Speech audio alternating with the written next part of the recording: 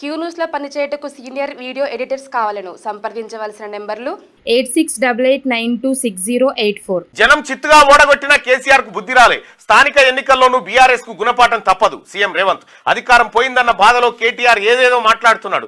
దూలమంతా వెరిగినా హరీష్ కు దూడకున్న బుద్ధి కూడా లేదు. రుణమాఫీపై అప్పట్లో సవాల్ విసిరిండు. ఇప్పుడు ఏమంటాడు?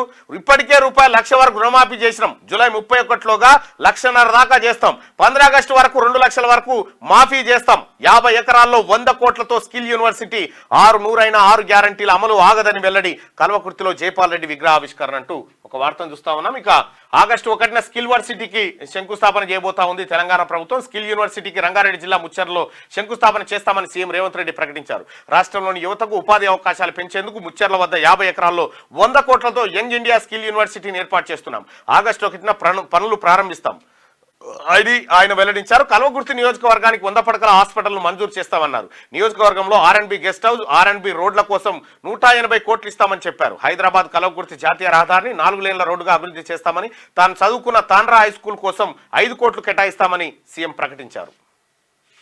ఇక రాబోయే స్థానిక సంస్థల ఎన్నికల్లోనూ బీఆర్ఎస్ కు గట్టి బుద్ధి చెప్పాలని, ఆ పార్టీకి ఒక్క సీటు కూడా రానివ్వద్దని సీఎం రేవంత్ రెడ్డి అన్నారు. అసెంబ్లీ ఎన్నికల్లో బీఆర్ఎస్ ను చిత్తుగా ఓడగొట్టిన, పార్లమెంట్ ఎన్నికల్లో ఆ పార్టీకి గుండుస్తున్నా వచ్చిన కేసీఆర్, కేటీఆర్, హరీష్ రావు బుద్ధి ఇంకా మారలేదని మండిపడ్డారు. పంచాయతీ ఎన్నికల్లోనూ వాళ్లకు గుణపాఠం తప్పదని హెచ్చరించారు.